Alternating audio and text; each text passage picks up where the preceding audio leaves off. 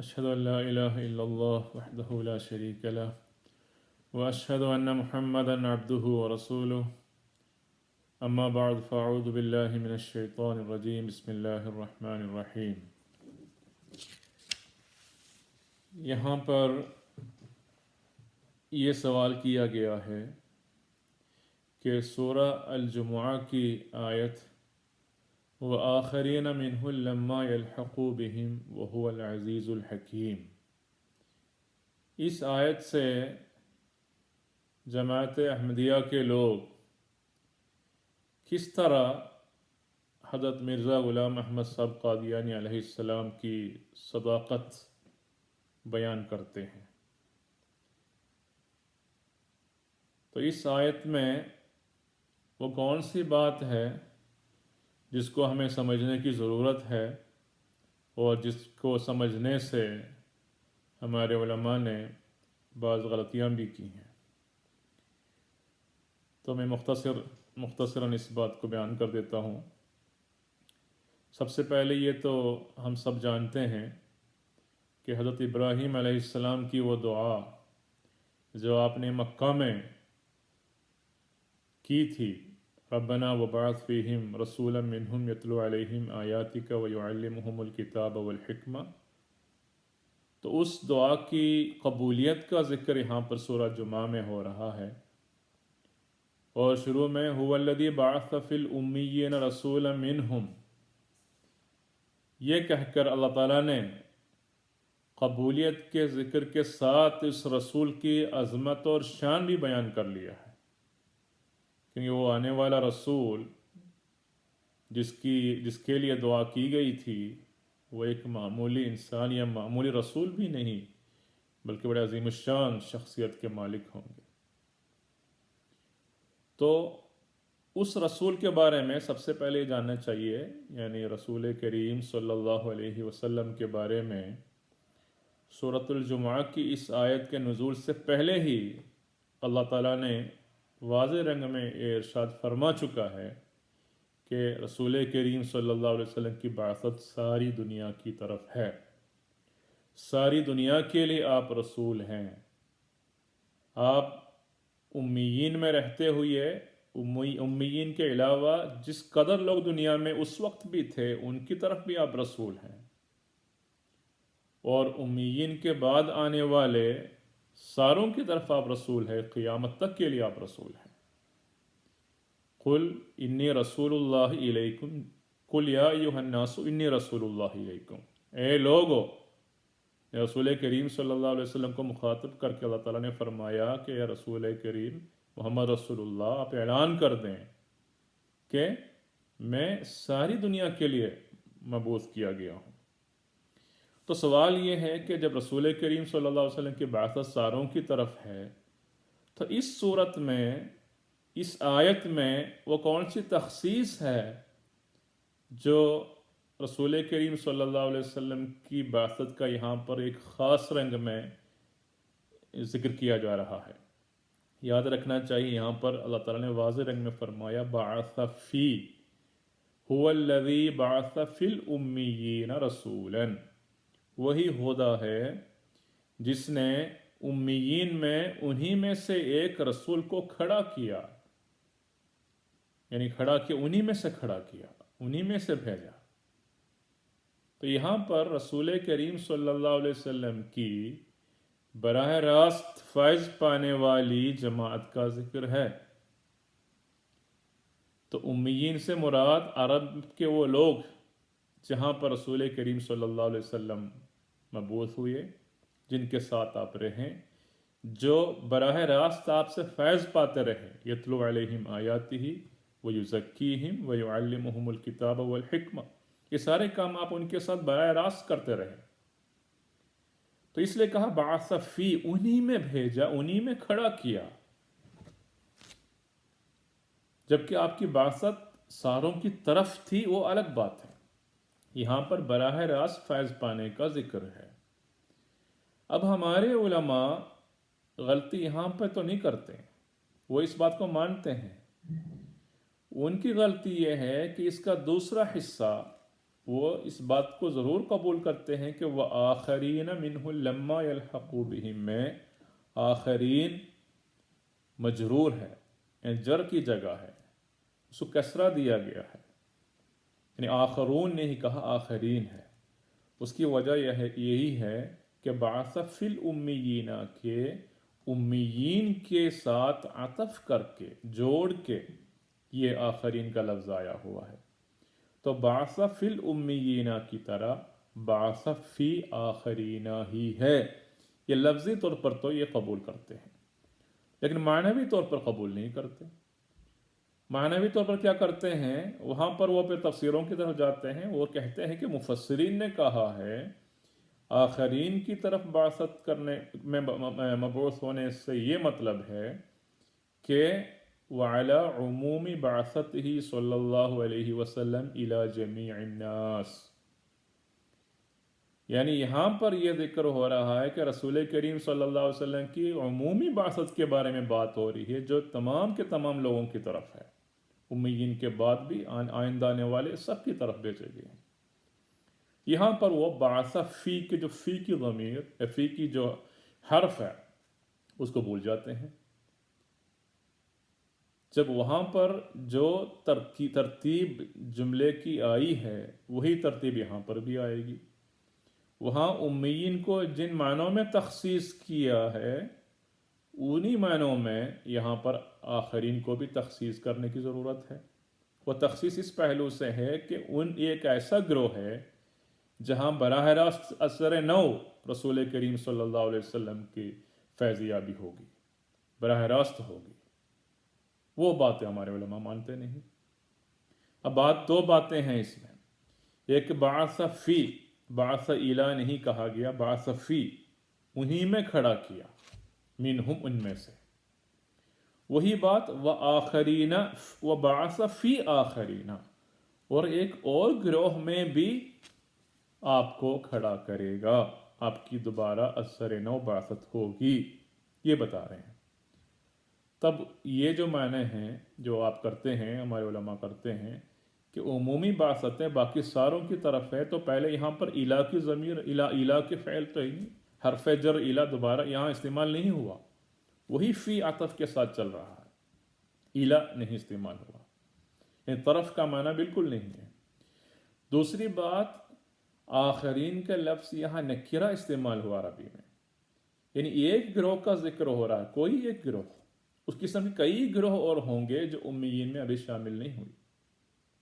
یہاں پر امیین کے ساتھ شامل نہ ہونے والے تمام کے تمام لوگوں کا ذکر نہیں۔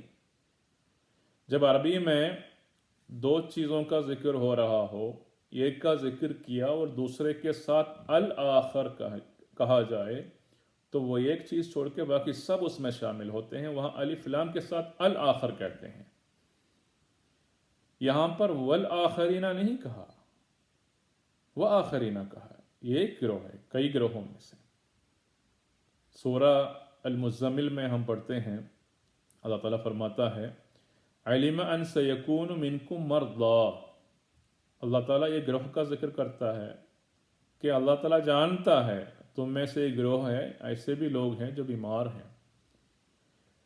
وآخرون ایک اور گروہ ہے، یضربون فی الارض یبتغون من فضل اللہ، زمین پر سفر کرتے ہیں اور اللہ تعالیٰ کے فضل کی تلاشی میں ہیں۔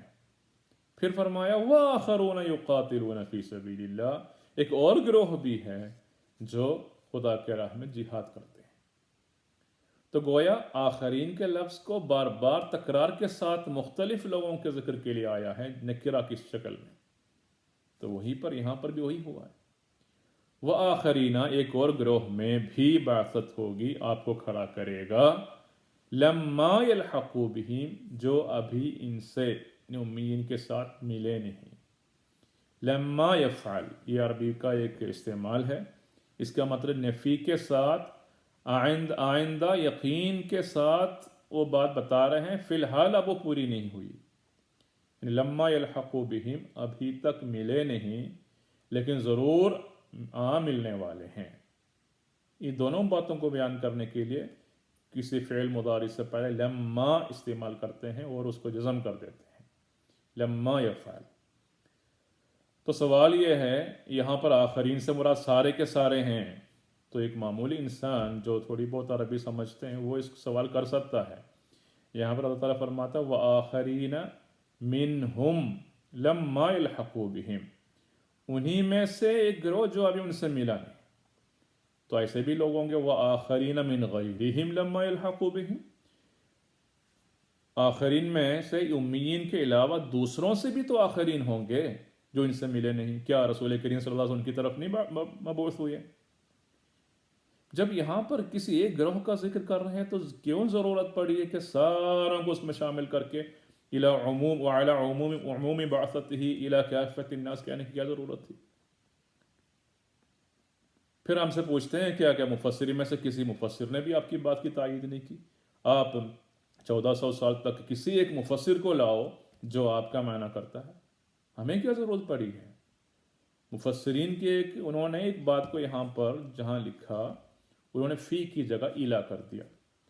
بعث فی الامیین میں بعث فی مان لیا، و بعث فی آخرین میں وہ بعث الی الآخرین کر دیا، باقی تمام لوگوں کی طرف ایلا کہہ کے کہہ دیا.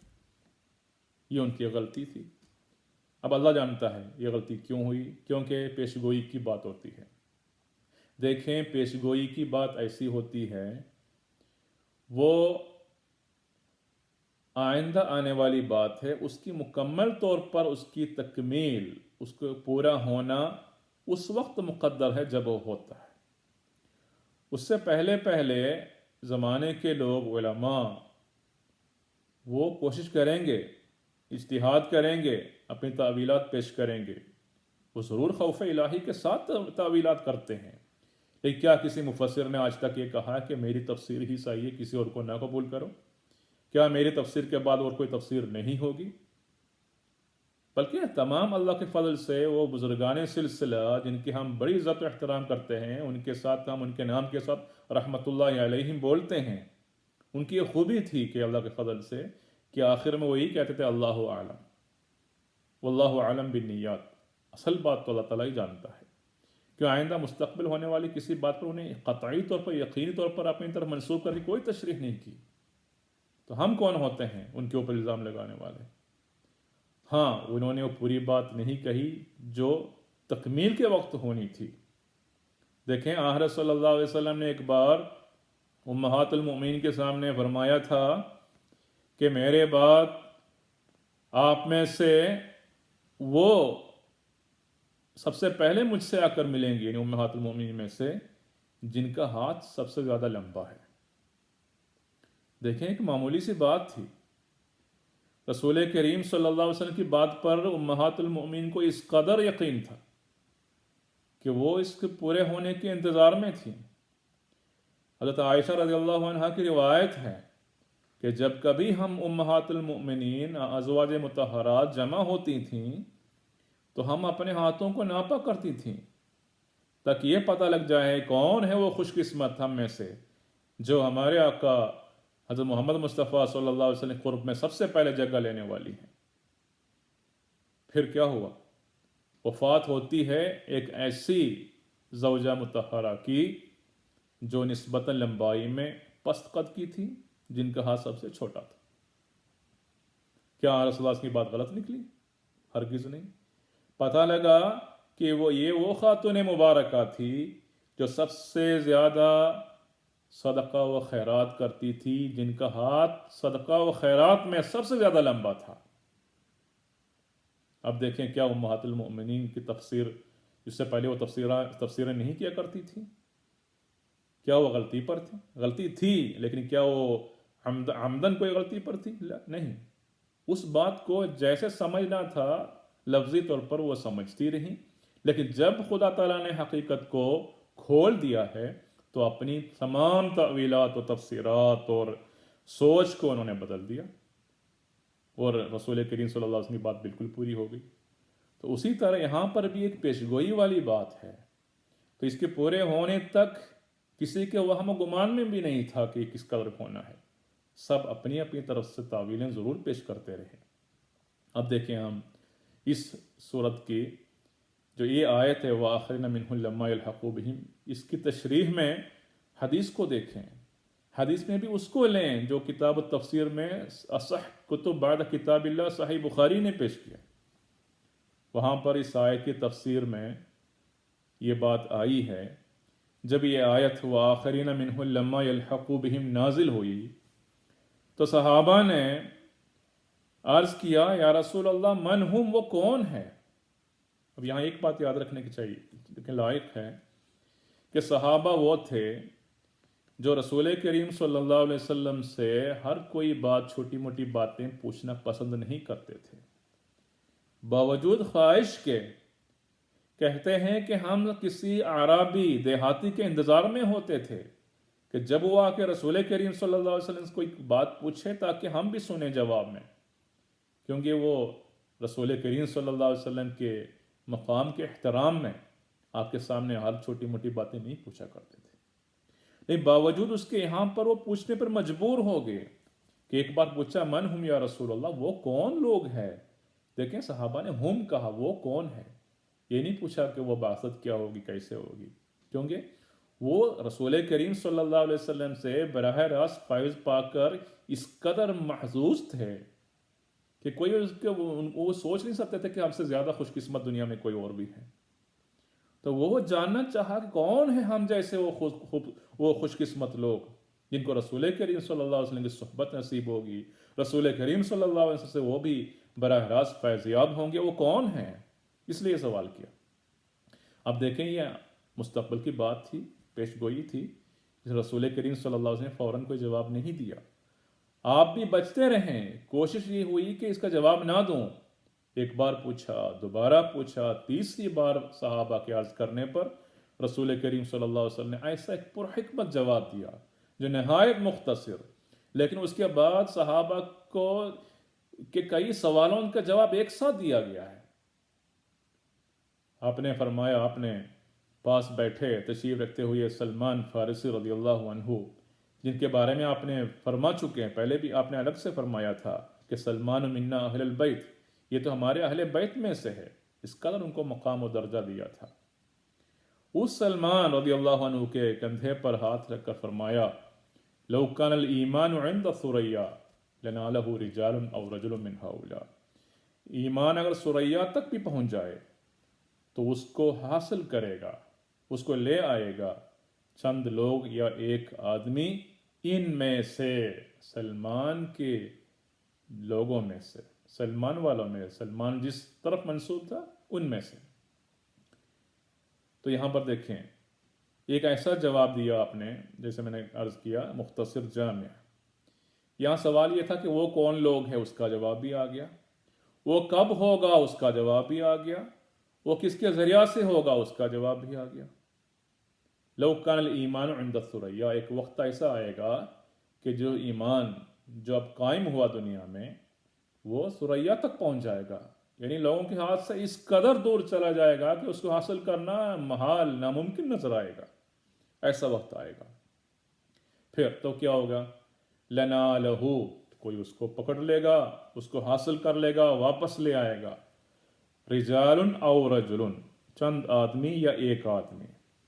دیکھیے یہاں پر راوی نے کہا کہ راوی کو شک ہے، ایک آدمی کہا ہے یا چند آدمی کہا، یا راوی کا شک ہے، تو ہم سمجھتے ہیں کہ ایک آدمی کا لفظ ہی کہا ہوگا، کیونکہ اللہ تعالیٰ نے قرآن مجید میں بعث فی کا لفظ استعمال کیا ہے، اسی کی بات یہاں پر ہو رہی ہے۔ تو یہاں پر کس وقت ہونا ہے، کیسا ہونا ہے بتانے کے بعد رسول کریم صلی اللہ علیہ وسلم نے فرمایا وہ کون ہوگا؟ وہ ایک آدمی ہوگا جو سلمان الفارسی کے نسل میں سے یا آپ کے خاندان میں سے یا آپ کی قوم میں سے ہوگا۔ اب دیکھو من ہذا نہیں کہا، سلمان میں سے کہا تو سلمان کی اولاد میں سے ہونا ہے، من ہؤلائی کہنے کی وجہ سے واضح سی بات ہے یا سلمان کی قوم میں سے ہونا ہے، یعنی بنی فارس میں سے، سلمان کی گھر سے یا بچوں میں سے ہونا ضروری نہیں ہے۔ تو دیکھیں اتنے مختصر جامع جواب آپ نے فرمایا، تو یہ ہے اصل بات۔